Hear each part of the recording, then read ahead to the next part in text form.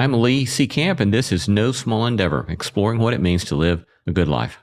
The first one that I jumped on could have turned around and just ripped my head off. She could have just eaten me alive. She didn't. She just kept going. And so for a while, I was being dragged on the back of this snake. That is conservationist Paul Rosolie talking about the time he rode on the back of a giant anaconda in the Amazon rainforest, just one of the many adventures documented in his latest book, Jungle Keepers. We were unconsciously developing a methodology for researching the green anaconda in lowland tropical Amazonia. Today, we've published numerous scientific papers on their ecology because nobody else is willing to jump on giant anacondas. Today, we discuss the vital and often dangerous work of protecting the Amazon and why it matters to us all.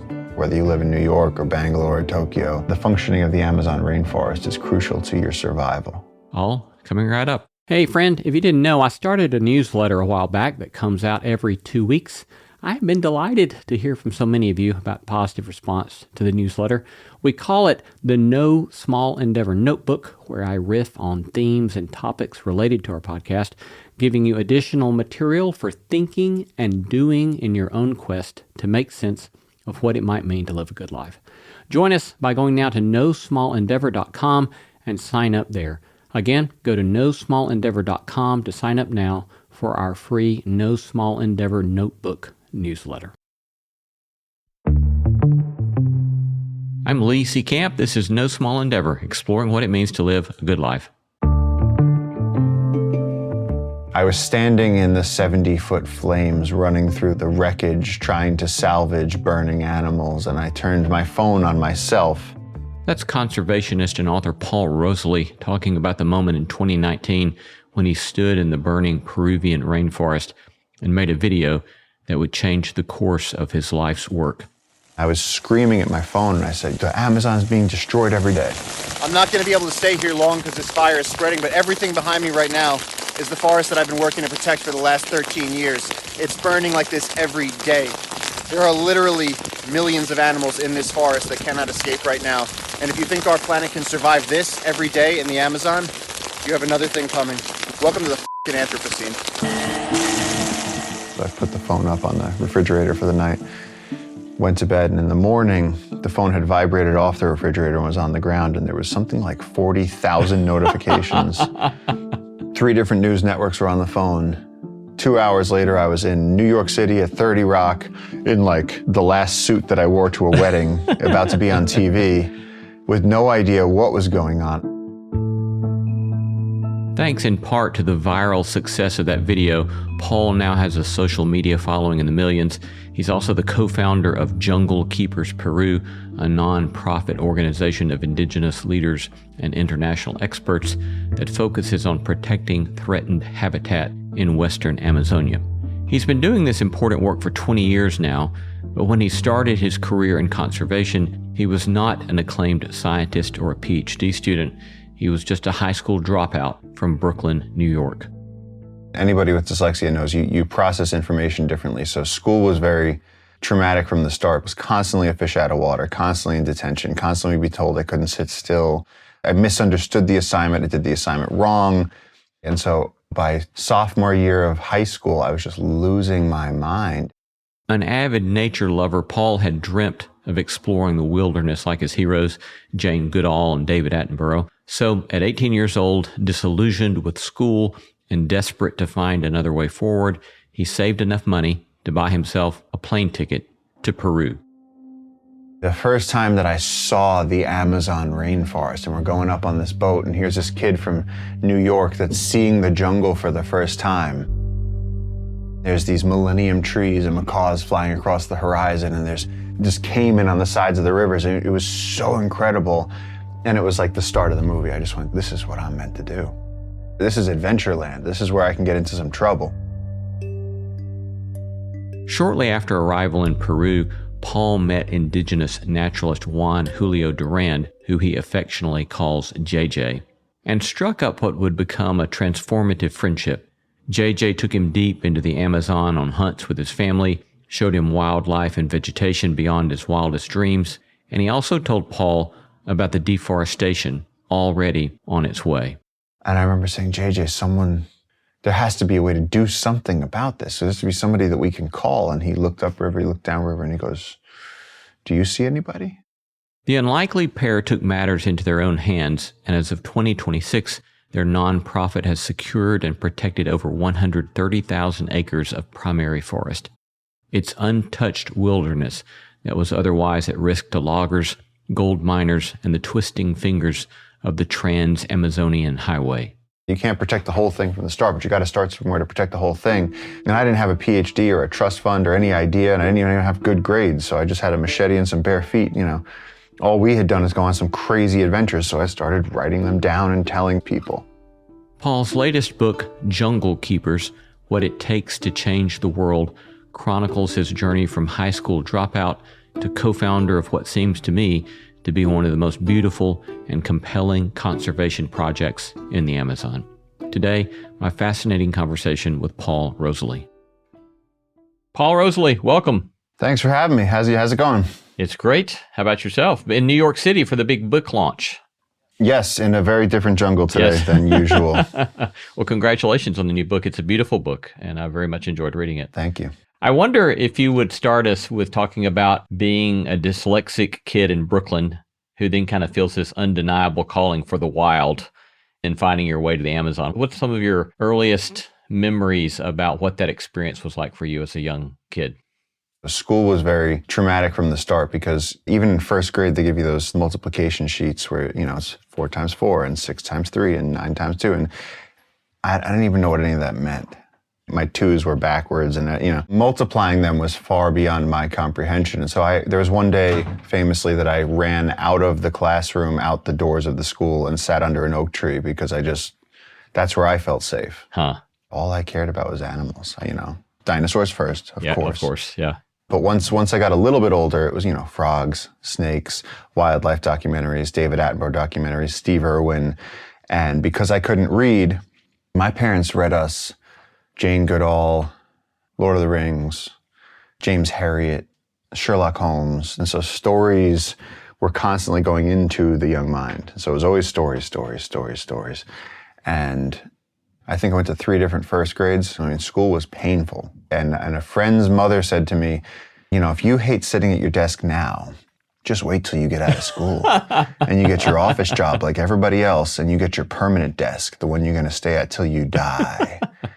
And that just haunted me. And somewhere along the way, I had been in a classroom and someone had made a joke about a piece of wood that said, we were in like a shop class. And they said, you use the pine. They said, don't use that. That's some nice hardwood. They said, it's probably from the Amazon rainforest or something. And I was holding it and I went, imagine if it was actually from the Amazon rainforest.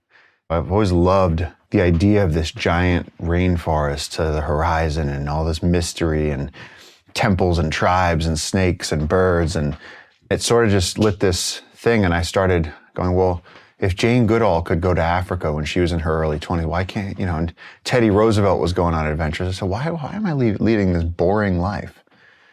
And so I saved up my money and I bought myself a plane ticket to Peru.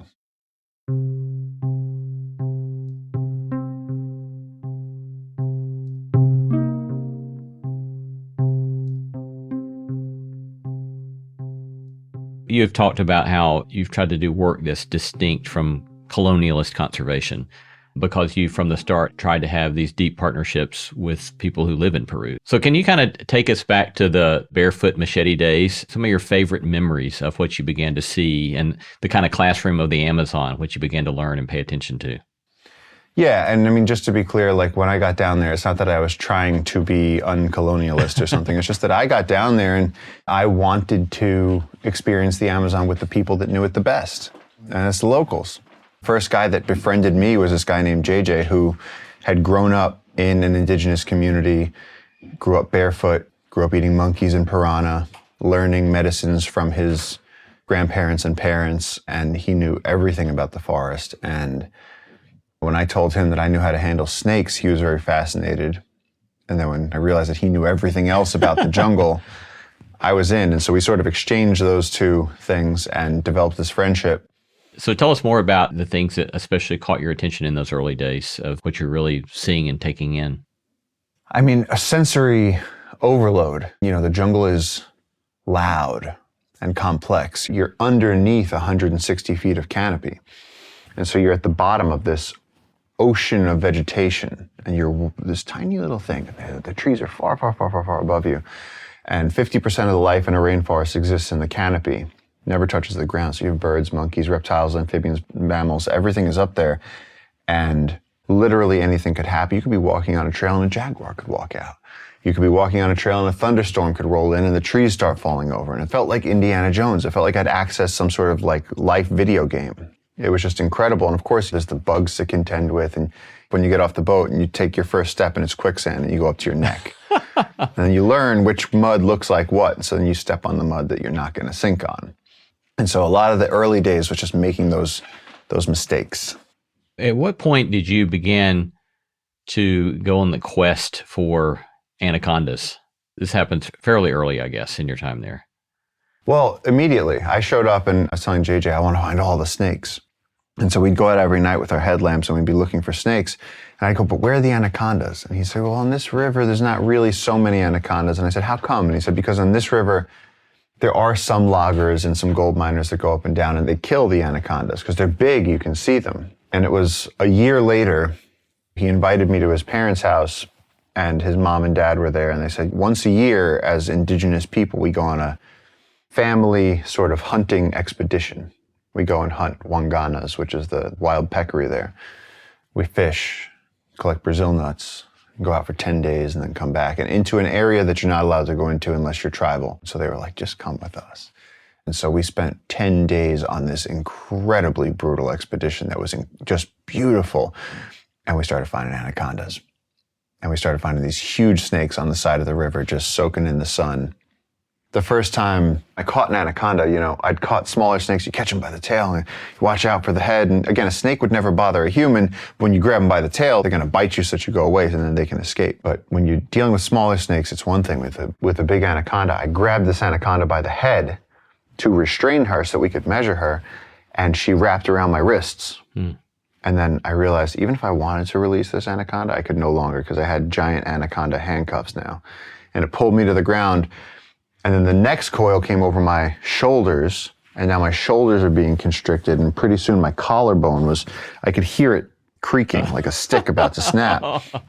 And I was trying to scream for JJ for help, and he's running towards me, and I have no more air because every time you exhale, they crush you. And so I was millimeters away from being crushed to death. And he got to me, he just undid the main heavy trunk of the snake that was crushing me. And I just took this breath. And then we undid the snake and everything was okay. But these snakes are a different magnitude. You tell a story about going to the floating forest and finding this huge anaconda that you kind of ride for a bit. Yeah. There's places in the Amazon where the vegetation is floating on top of the surface of a lake. And I have a 6-foot wingspan from fingertip to fingertip. And I've tried to put my arms around some of these and I can't touch fingertips. That's how big around they are. They're bigger than trees. And so trying to restrain these animals was impossible.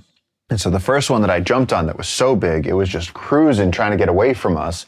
And I jumped on her, and she could have turned around and just ripped my head off. She could have just eaten me alive.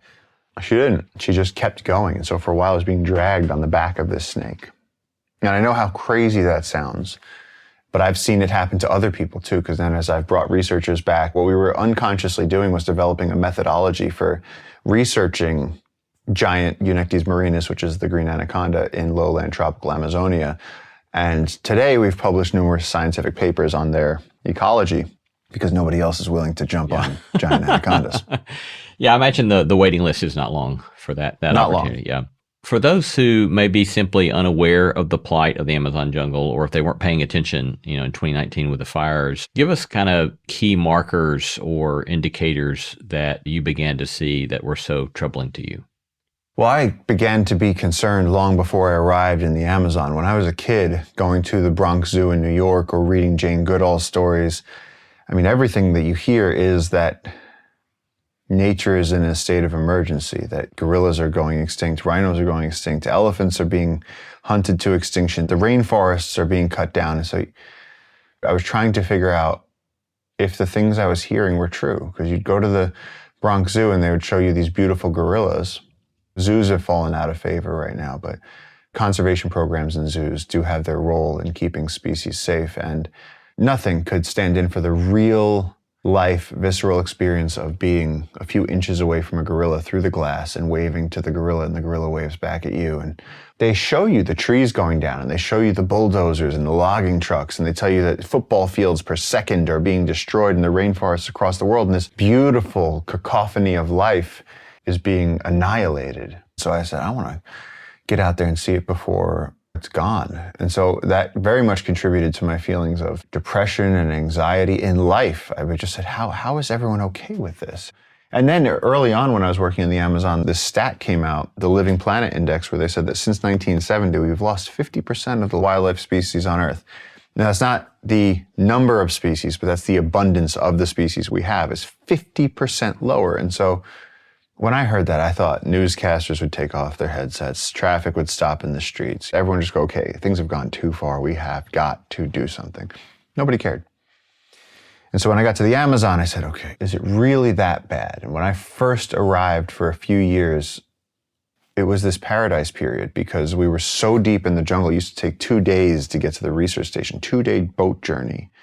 If something goes wrong, if the motor breaks, if you get stuck in a whirlpool, if you hit a log, you have no other options. You're stuck out there. There's no help coming. There's no 911. There's no helicopter evac. There's just you out there on the earth, which I found incredibly refreshing, to be outside of society, past the edge of human presence on the planet. We were working in very, very deep wilderness, and that was the whole point. And then JJ used to say to me, he said, one day we're going to have to protect this place. And I, 18, 19 years old, and I'd say, what's going to happen? It's so big. There's jungle from horizon to horizon. What could possibly happen? And sure enough, he was right. He'd seen it happen. And that's what's happening, is that the roads are moving across Amazonia. The metastasizing tentacles of the Trans-Amazon Highway are moving across the basin. And that's a project that was funded by the World Bank and the IMF and Brazil and China to access the Amazon rainforest that had previously been inaccessible, to build this road across the whole thing so that they could pull out resources. And so one of those offshoot roads from the main Trans-Amazon Highway reached our river. We saw smoke on the horizon and we could hear chainsaws. We saw a patch of forest that we loved very dearly that I read about in the first chapter, where me and JJ had always been exploring. They just leveled it.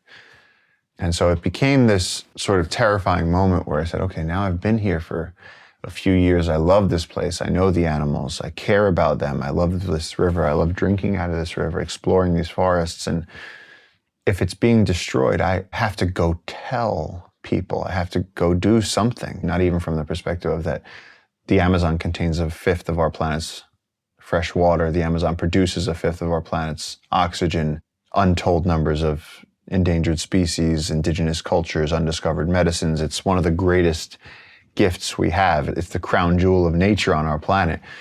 I wanted to do it because I loved it.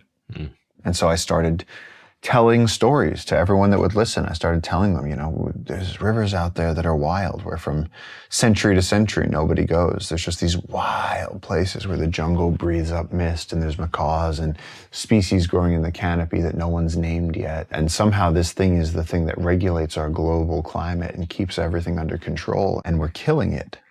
Which means that for the first time in history, we are faced as a global society with a collective problem. Are we as a global society going to jeopardize the lives of future generations by destroying the ecosystems that make life on Earth possible? This is a tremendous thing. We've never had an issue this big. We've never been faced with something so all-encompassing that affects everyone on Earth.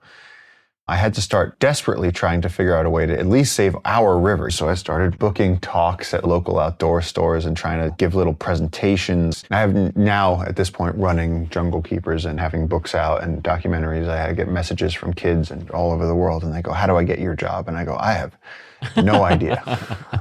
I have no idea, because I have no idea how I did it. It's certainly not a job. You can call it a calling, but kid, you don't want my job, trust me.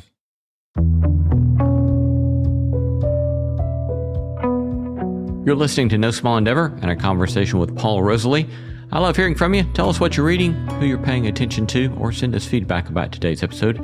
You can reach me at lee@nosmallendeavor.com. You can get show notes for this episode in your podcast app or wherever you listen. These notes include links to resources mentioned in this episode and a full transcript. We would truly be most appreciative if you'd go to your favorite podcast app and write up a glowing 5-star review of No Small Endeavor. Those reviews help extend the reach of the beauty, truth, and goodness we are seeking to sow in the world. We thank you. Coming up, Paul and I discuss the viral video that made his conservation work possible and the personal sacrifice it has taken to follow his sense of calling.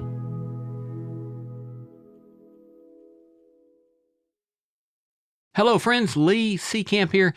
Do you ever wish you had more folks to discuss the conversations we offer on No Small Endeavor? Something like a podcast listening club where you could engage big ideas about what it means to live life well and then discuss it with friends and companions? If so, you have stumbled upon the announcement you have been waiting for. We're pleased to announce the start of Endeavor Together, our new initiative that equips and nurtures close-knit communities to talk about the things you actually want to talk about.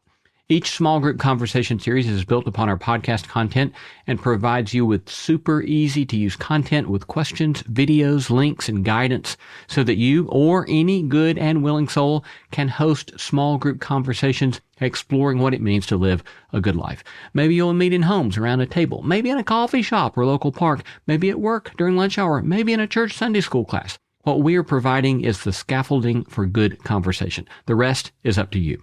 And here's the best part. Thanks to generous support from the Lilly Endowment, it's free. The first 2 series have been released. The first, Let's Disagree Better, and the second, Vulnerability. Get started today. Visit nosmallendeavor.com and click on Endeavor Together. Again, go to nosmallendeavor.com and click on Endeavor Together. Enjoy. I suppose the last, 6 years especially have been kind of a turning point with those early years. Little funding, little support, and then with the video of the fires in 2019, and then some funding that has rolled in the last number of years. So describe for us some of the initiatives that you've been working at and some of the successes that you've had. The turning point really came in 2019. I had had social media for a while. I understood the power of it. I understood that it was an important tool. And I'd already written a book called Mother of God. I had gotten Jane Goodall's endorsement on it. I'd gotten published by HarperCollins, but that wasn't enough. And I kept living in the Amazon and kept pushing past and doing the thing and living with JJ and bringing tourism groups. We've always brought people to experience the jungle with us. But yes, there came a day in 2019 when the fires were especially bad that year. It was the worst fires in, I think, half a decade. And what happens is there's no natural fires in the Amazon rainforest.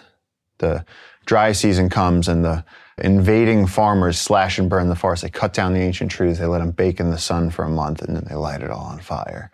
And so these ecosystems that have been growing since 50 million years ago suddenly are just cut, killed. The sacred cycle is broken. And I was standing in the 70-foot flames running through the wreckage, trying to salvage burning animals, and I turned my phone on myself. And I was screaming at my phone and I said, the Amazon is being destroyed every day. If you think that we can continue losing forests like this, you have another thing coming. And I said, we are trying to protect it. We know how to protect it. So we just need more support and nobody's helping us. And I'd never sworn before. Can I swear here?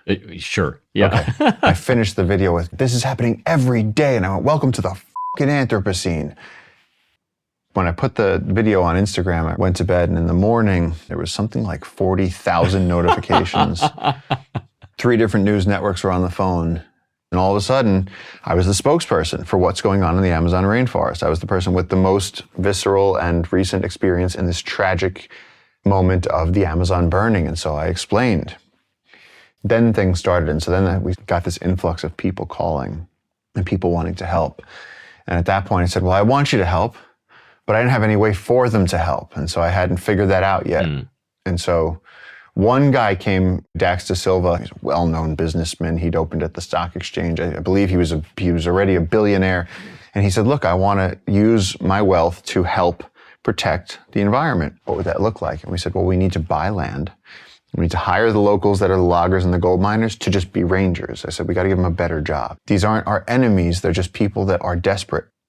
And that's something that I had learned from being there. It was like, most of JJ's brothers were loggers at some point. They're not bad guys. They're just guys who need money. Yeah. And so if you tell them, look, we'll pay you more, give you a t-shirt, benefits, and a community, and you get to ride the boat with us, and instead of carrying around a chainsaw, you can have a pair of binoculars. They're like, that's a good deal. Yeah.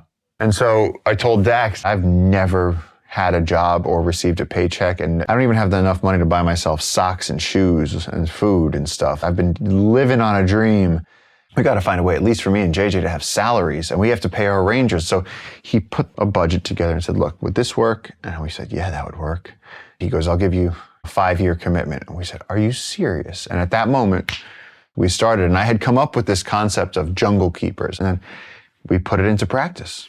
And then all of a sudden there was boats going up and down the river, and they had jungle keepers written on the side of them. And we putted on like that for a few years. We were protecting like 30,000 acres of forest, which is cool. It's a lot of forest. And then I think one of our biggest breakthroughs was the guy who used to run the health app at Apple, this guy, Stefan Thomas, came on a trip with us and went, wow, what you guys are doing is incredible. This place is amazing. He said, but you guys are a mess. I said, I know. We're still barefoot. There's a million things we want to do, but we're carrying the gasoline, filling the boat, paying the rangers, interviewing the loggers, driving up and down, looking for where the deforestation is, as well as doing the social media. And he goes, you have 15 jobs and you're doing them all badly. I said, yes. And he goes, I run the most effective teams on the planet. I want to help. And he sat down for like 10 hours and listened to me download him on everything that we were doing.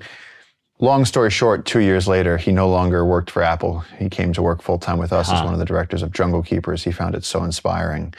He brought us into the modern age where we became an official 501c3 nonprofit.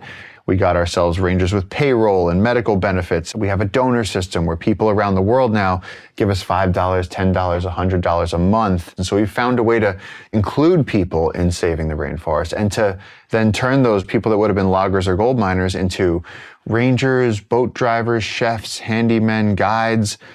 The model is biocentric conservation, where it's not just the animals and the trees, it's indigenous communities as well. It's bettering the entire region. We work with the Peruvian authorities, we work with the indigenous communities, and we try and share it with everybody that we can.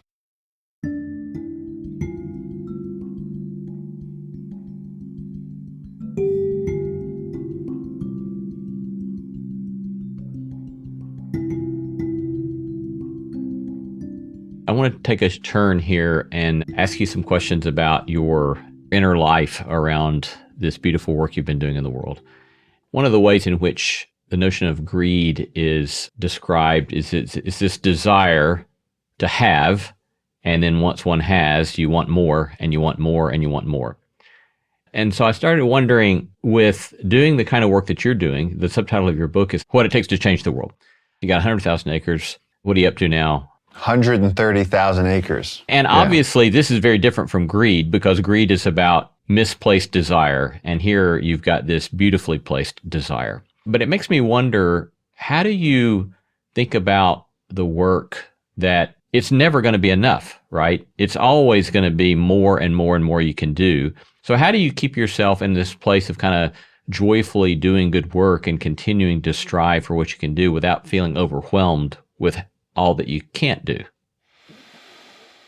You had it right until the end when you said, keep yourself joyfully doing this work. I mean, there's been so many dark ages, and I mean, years of just terror of, am I on the right path? Let's start first with family and friends. When I first started going to the Amazon, going, when are you going to get a real job? What are you doing? Going down there and playing in the Amazon. I'd come back bruised, bloodied, infected, animal bitten, mosquito bitten. I've seen terrible things.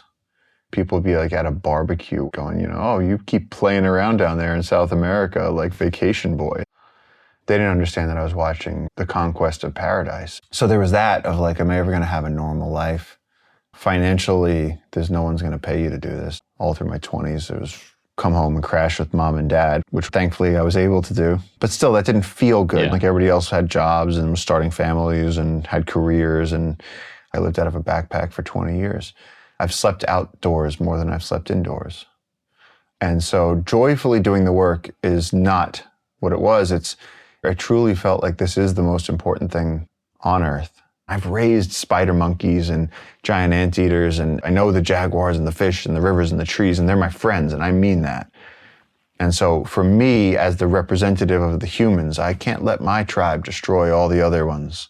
And so I have to be a voice for them because they can't come on an interview and they can't go to the United Nations and they can't go on podcasts and write books. And so I have to do it for them to say, hey, we're here. We guard you while you sleep by creating the living environment that you live in, by the way. And so that costs things, right? Like it costs relationships, it costs family. I mean, you literally have to get to the point that you're at rock bottom, sleeping on the dirt floor. And then again, even when you get those little wins, like, oh, HarperCollins published my first book, amazing.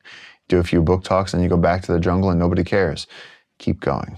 The last few years have picked up where all of a sudden we've got this huge influx of support, and the Jungle Keepers donor program has grown massively. We figured out a way to tell people about this and to report back to people that, yes, the money that you're sending is helping to protect the forest, and people can check and see.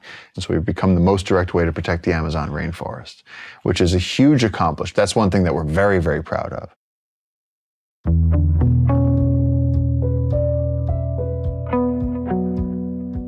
Coming up is a short break, followed by our discussion on courage, hope, and the importance of a practice that Paul calls picking up the phone.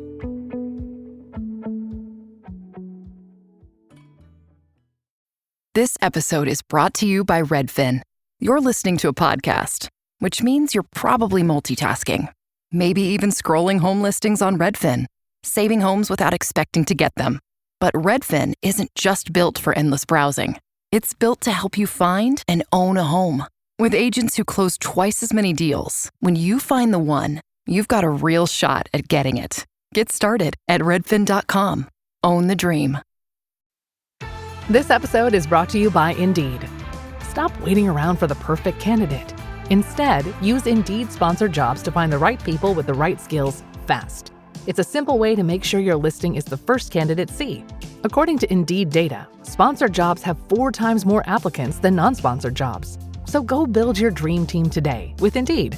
Get a $75 sponsored job credit at Indeed.com/podcast. Terms and conditions apply. You share in the book both stories of connecting with Jane Goodall and then as well Peter Beard. And with Peter Beard, as you relate the story there, it seems to be more about the humans are a plague and it's devastation and destruction and little hope. Whereas with Jane, there's more hopefulness, it appears, in her work. How have you thought yourself about navigating both of those? In my 20s, for a little while, Peter Beard seemed really cool and edgy. And I think I was scared of what I was seeing. And he'd written a book called The End of the Game about the destruction he'd witnessed and documented in Africa. And so that's sort of, the world is burning and we might as well light one and watch. And it's like, okay. And then I kind of, at that time, would have told you that I thought that Jane's message was a little bit cute, a little bit Disney, we have to have hope. And that was youthful misinterpretation of the truth, because really, I think the tough exterior and that sort of, I don't care, blasé nature is a trauma reaction to being overwhelmed by what you see happening in the world, whereas the continuing to hope thing is actually harder to maintain. Jane saw just as much destruction as Peter did, except she didn't lose hope. Her message was, let's educate the kids and make the world better. And that became her thing. And she talked about giving things up. She gave up her life and traveled 300 days a year for decades. I think for 5 or 6 decades she did that, just telling the world her message of hope and urgency to protect the wild. She said, if we're destroying the environment, then we are stealing from our children, and it's untenable. And so then when I finally met Jane and I realized, oh my God, she's not some sweet old lady, she's tough. She told me, she said, in so many words, I'm going to give you this endorsement, but for me, as Jane Goodall, to publicly say that, I'm handing you something very important. She said, I want to know that you're going to use it in the proper way. And what she was doing was giving me this Excalibur sword to go forth and make progress against the enemy. Publishers suddenly took us seriously, and funders suddenly took us seriously. And they said, Jane Goodall supports your work. That changed the whole course of my life, gave me a career, made everybody take our work seriously. And we've talked so much now about the early days and the machete days and the struggle. And it's like right now, as I'm sitting here, we're protecting 130,000 acres. There are boats in the Amazon rainforest that have the Jungle Keeper's emblem going up and down river. We have 50-something people working for us. We have 7,000 monthly donors who are sending in small and large donations to help this whole thing run. And from the 130,000 acres that we have, if we can get that to 300,000 acres, the Peruvian government now that we're working with has agreed that we can make a national park and protect the whole rest of the river. And so now it's gone from, what do we do? There's nothing we can do. It's all being destroyed, to we are at the cutting edge of our field. We are the ones protecting the heartbeats in the ancient trees. And we stand a chance of making history because we're going to rewrite the narrative of conservation, and we're going to save this thing. And that's why I'm in New York today, and that's why I'm talking to you, and that's why this book is coming out, because it's become something where now it's my duty to tell people that this kind of thing is possible.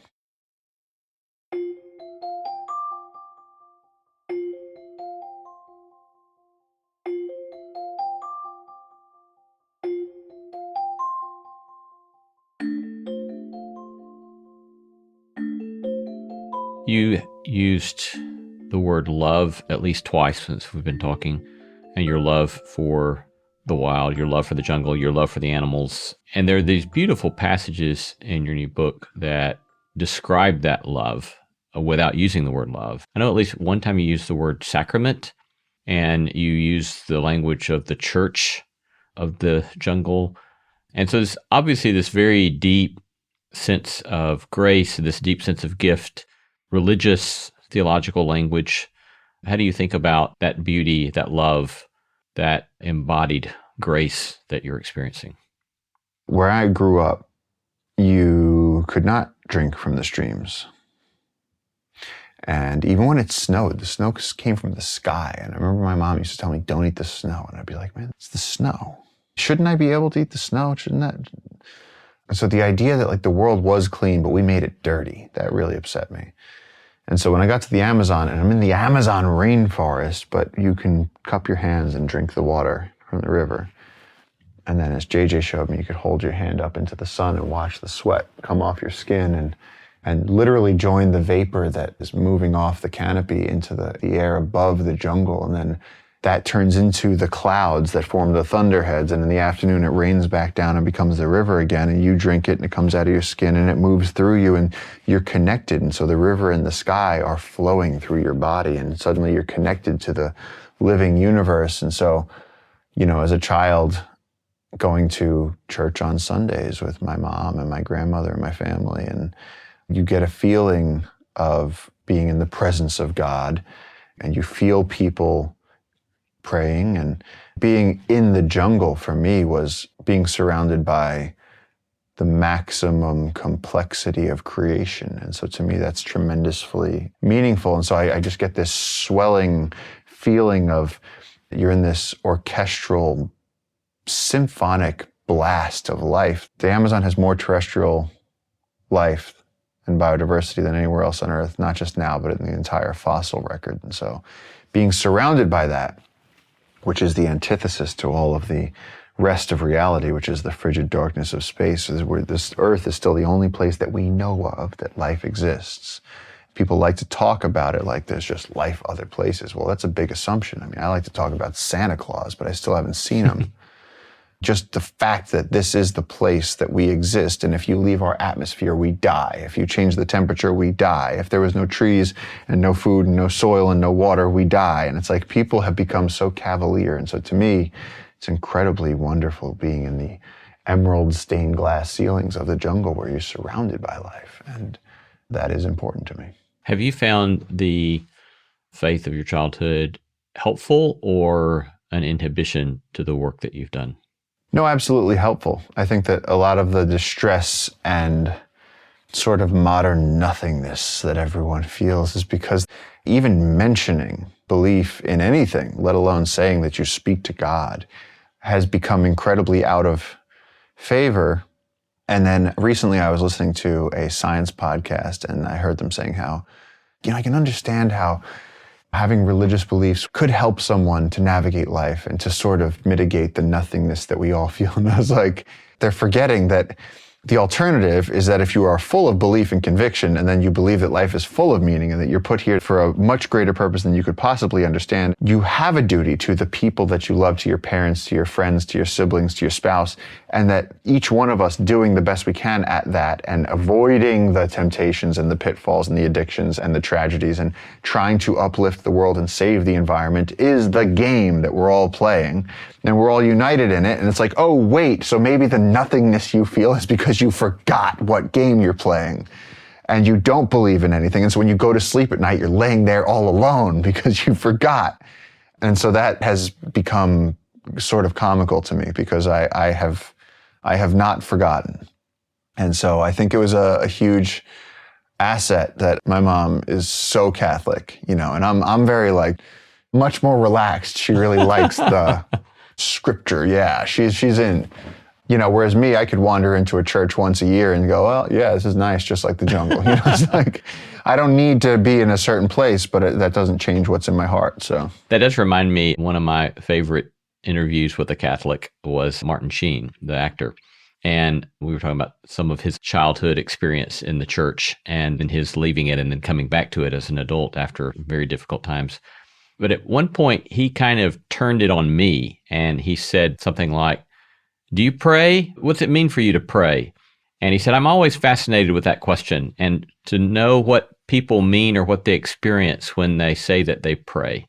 And so I guess you mentioning your Catholicism prompts me to ask, do you pray? And or what does that mean or look like for you? Absolutely, all the time, every day. I don't really understand life without some sort of prayer. And it's funny because I've never been asked this before, because everyone in the environmental world, you're talking to people that mostly are secular and concerned with science. And what's so interesting to me is that I keep hearing people say this, oh yes, science and spirituality are somehow opposing. And I'm like, science is the language of spirituality. You know what I mean? Like, how on earth is that opposing? The best thing is I've been through so many intense situations with people, and you get these hardcore scientists who believe we're nothing more than biological entities reproducing on a rock floating through space.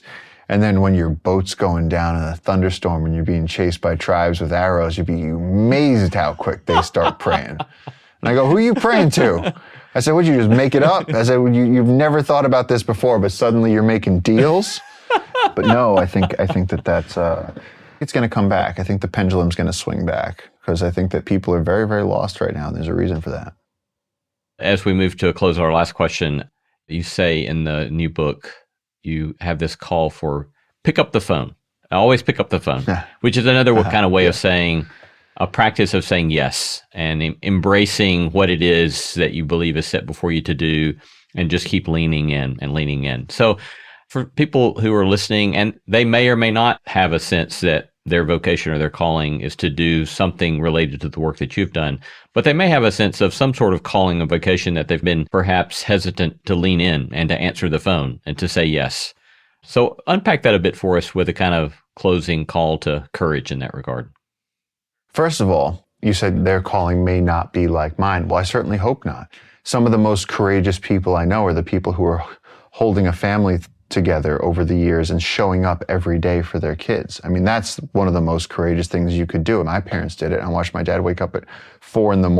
and drive to his job and come home through rush hour traffic and then work a second job. And I watched my mom hold down the fort her whole life. And I see it with my cousins who are raising beautiful families, and everyone has a different vocation. And just being a good human being is enough of a vocation. I think that people forget that. And so you don't have to go far to find people that need help.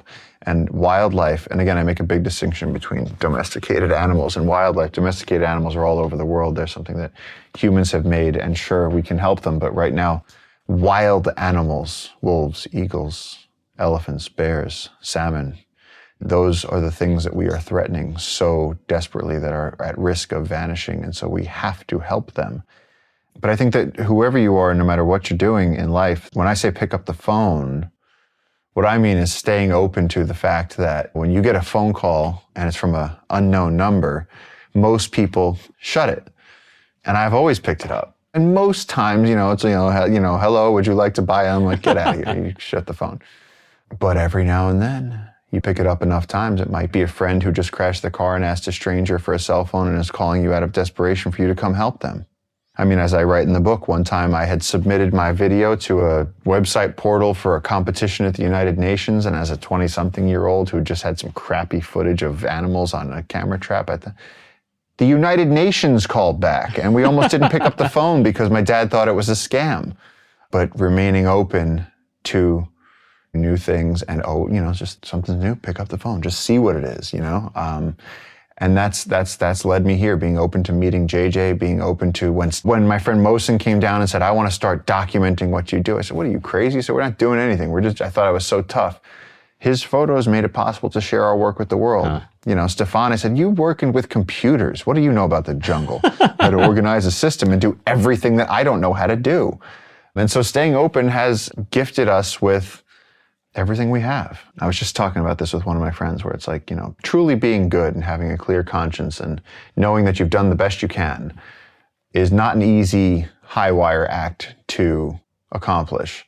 We're doing the best we can. We're using the donations that we have. We're bettering those, saving lives in some cases of the people that we work with, certainly saving the lives of the animals and the trees, sharing inspiration and determination and forward momentum with everybody around the world as much as we can.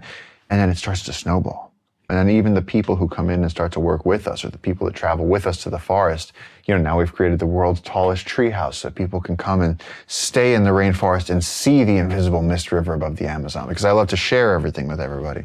And so it begins to magnetize. It's become a bit of a life philosophy to just keep saying yes, to keep staying open to things. So in the end, not becoming calloused and tough and sort of, jaded to the world. It's far greater of a feat to remain kind-hearted and gentle, and to remember even the smallest of the heartbeats, even the little snake that you can hold in your hands. It's not all about the tigers and the elephants, and that's a metaphor. It's staying open. Been talking to Paul Rosolie, author most recently of Jungle Keeper, What It Takes to Change the World.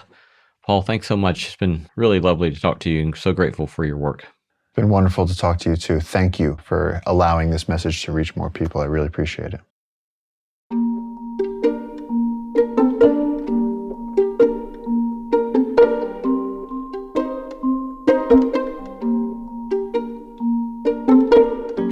Here's one closing take on today's interview.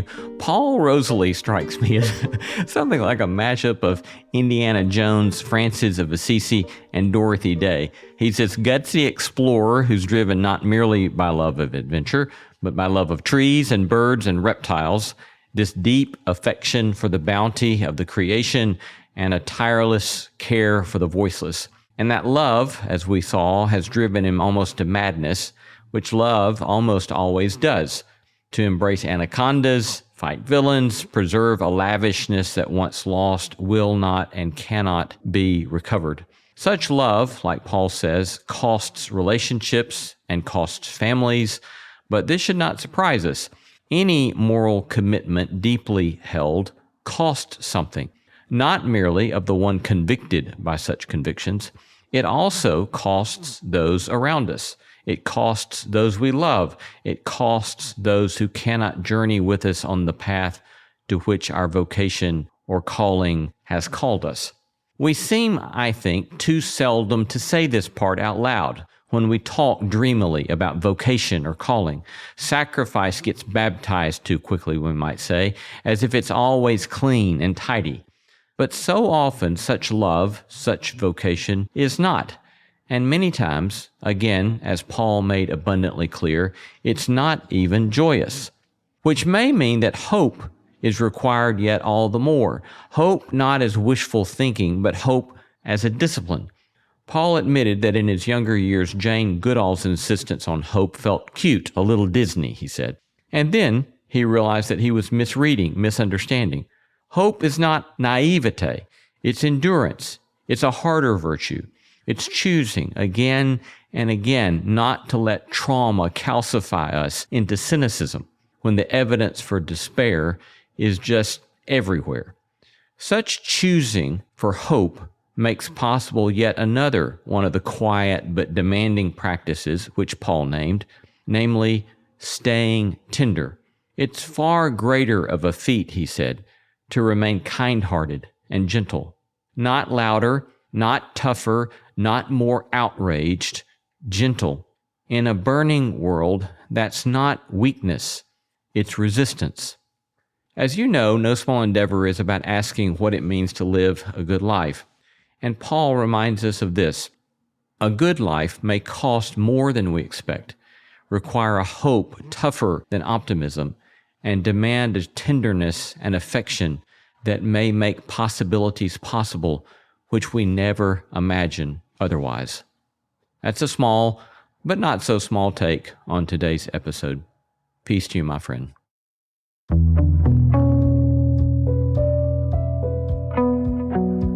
You've been listening to No Small Endeavor and our interview with conservationist and author Paul Rosolie on his latest book, Jungle Keeper: What It Takes to Change the World.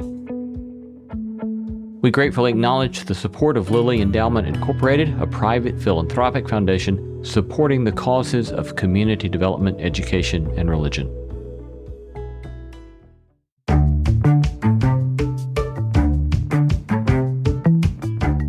Our thanks to all the stellar team that makes this show possible: Christy Bragg, Jacob Lewis, Carrie Harmon, Jason Cheesley, Sophie Byard, Kate Hayes, Mary Evelyn Brown, and Audrey Griffith.